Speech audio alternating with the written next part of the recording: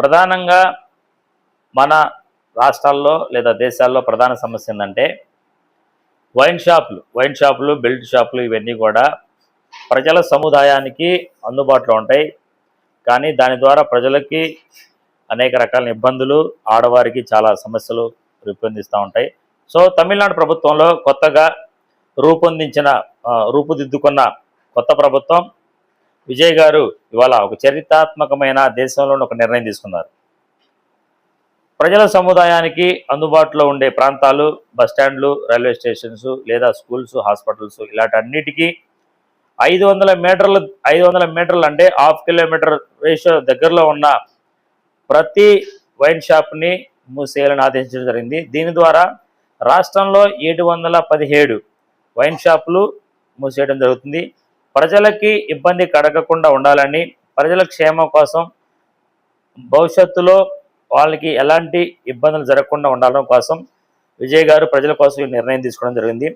So ఇలాంటి ప్రజలకు ఉపయోగపడే నిర్ణయాలను ఆంధ్రప్రదేశ్ ప్రభుత్వం అట్లాగే దేశంలో ఉన్న ప్రతి రాష్ట్ర ప్రభుత్వాలు, కేంద్ర ప్రభుత్వాలు కూడా తీసుకోవాలి. దీని ద్వారా ఏమవుతుందంటే ప్రభుత్వానికి ఎంత ఆదా వస్తుంది అనే దానికంటే దీనివల్ల క్రైమ్ రేటు తగ్గుతుంది, అల్లర్లు తగ్గుతూ ఉంటాయి. సో ఒకరి మీద విడిగా పోయే ఆడవారి మీద కూడా అగత్యాలు తగ్గుతూ ఉంటాయి.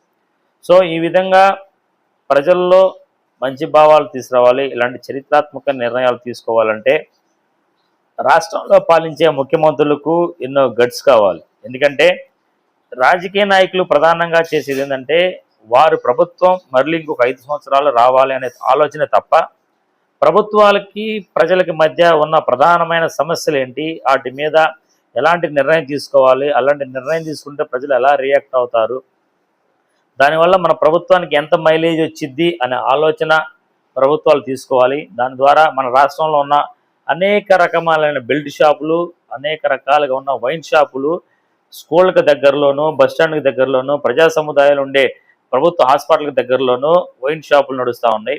ప్రభుత్వాలు ఈ విషయానికి తెలిసే మరి తెలియకో ఇంకా కూడా వాటిని కంటిన్యూ చేస్తూ ఉన్నాయి. సో ప్రభుత్వాలు ఈ యొక్క నిర్ణయాన్ని తమిళనాడు మోడల్గానో లేకపోతే దేశంలో ఏ రాష్ట్ర ప్రభుత్వం, సెంట్రల్ గవర్నమెంట్ ప్రభుత్వం ఒక మంచి పాలసీ తీసుకొని దాన్ని ఇంప్లిమెంట్ చేసేటప్పుడు ఏదైతే ప్రజలకి అంతిమంగా మేలు జరుగుతుందో, ప్రజలకు న్యాయం జరుగుతుందో అలాంటి ప్రభుత్వాలు ప్రతి రాష్ట్ర ప్రభుత్వాలు తీసుకోవాలి. దాని ద్వారా ప్రజలకి మేలుతో పాటు ప్రభుత్వానికి కూడా కొంత బాధ బడేం తగ్గుతుంది. ఎందుకంటే లా అండ్ ఆర్డర్ మెయింటైన్ చేసే విషయంలో కొంత సులభతరంగా ఉంటుంది. సో అందుకని రాష్ట్ర ప్రభుత్వాలు కూడా ఇలాంటి నిర్ణయాలు